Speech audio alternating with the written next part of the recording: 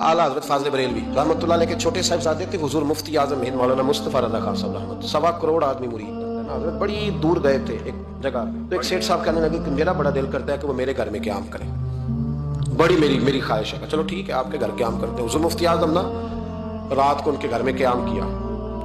अब मुसाफिर के लिए तो अल्लाह ताला ने नमाज आदि कर दी है, 4 फर्जों वाली नमाज है तो रब करीम ने 2 फर्ज कर दिए। सुन्नत और नफलों में इजाजत दे दी, पढ़े कोई तब भी ठीक है, ना पढ़े तब भी ठीक है।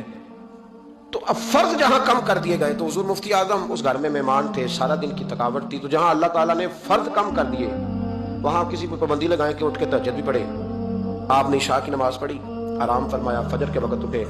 उस शख्स ने बड़ी मुश्किल से ना फजर के बाद नाश्ता दिया और सवेरे शोर करने लगा, इतने बड़े पीर हैं, तहज्जुद तो पढ़ी कोई नहीं। लोगों ने उसको कहा, यार तू उस बात की पाबंदी लगा रहा है जिसकी अल्लाह रसूल नहीं लगाते।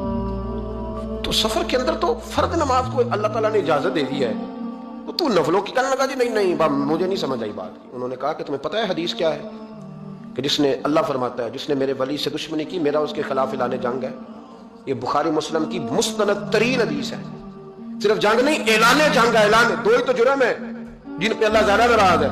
एक का सूद ना छोड़ा तुमने तो मैं जंग करूंगा, और एक का मेरे वली से दुश्मनी की तो मैं तुम्हारे खिलाफ ऐलान।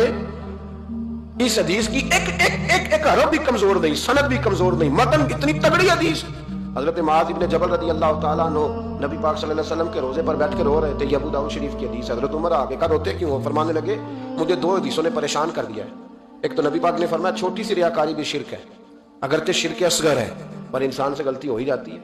और दूसरा हुजूर ने कहा है कि जिसने वली से दुश्मनी की मेरा ऐलान जंग है। तो उमर मुझे कैसे पता चलेगा कि कौन वली है?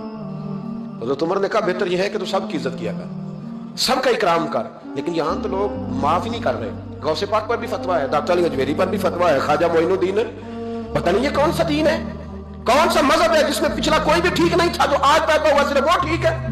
जो जितना ज्यादा बदतमीज होता है उतना ज्यादा उरूज पाता है। हम नहीं जी किसी को मानते, सिर्फ अल्लाह। ये सवाल सुनते हो तो मैं कहता हूँ इमाम बुखारी को भी नहीं मानता। क्यों माना तूने इमाम बुखारी को? इमाम बुखारी को मानोगे तो बुखारी मानोगे, इमाम मुस्लिम को मानोगे तो मुस्लिम शरीफ को। क्या फलसफा है? बगैर किसी इमाम के तो हदीस तक पहुंच ही नहीं सकता। जाना डायरेक्ट जाके ले नबी पाक से हदीस, इमाम बुखारी के बगैर ले, तेरा पता चले। जब उम्मत में जितने लोग गुजर गए सैकड़ों सालों में, वो सारे गलत थे। जो आज पैदा हुआ वो ठीक है। कोई टीवी पे बैठ गया, कोई यूट्यूब पे बैठ गया, सारे गलत थे जी, मैं नहीं आया हूं, मैं ठीक हूं। ये कैसे हो सकता है? बदतमीजों को उरूज मिलेगा। तो नबी करीम अलैहिस्सलाम ने फरमाया अल्लाह का ऐलान जंग है, ये बुखारी मुस्लिम है, याद रखना। कभी जहन में भी किसी अल्लाह के नेक बंदे के बारे में बुरा ख्याल ना पैदा करना। ऐलान जंग है रब करीम का। वो कहने लगा जी तहज्जुद नहीं पड़ी। लोगों ने बड़ा समझाया कि यार कोई बात तूने गैर शरी देखी है तो वो कर, लेकिन तू जहां बैठता है गीबत करता है, जहां बैठता है कोई गैर शरी बात देखी है तो बयान कर। हम कहने लगा जी नहीं। क्योंकि बड़ा सेठ था, जब उससे इतनी ज्यादा बात की तो हुजूर मुफ्ती आजम हिंद को तकलीफ हुई, आप रो पड़े। फरमाने लगे उसे ऐसा नहीं करना चाहिए था, मेरी कोई गलत बात देखता तो तबसरा करता। आपकी आंखों में आंसू क्या है? उसके घर में तो आग लग गई। कहता सिर्फ वजूद के कपड़े बचे, बाकी हर शय जल गई। और फिर मैं 2 साल मेहनत करता रहा कि दोबारा मेरा घर, मेरा कारोबार मजबूत हो जाए, ना हो सका। फिर एक दिन तड़पा, तो किसी ने कहा वहां चला जा, माफी ले ले। तुझे पता है जब कोई वली का बेअदब होता है तो फिर रब उसका क्या हाल करता है।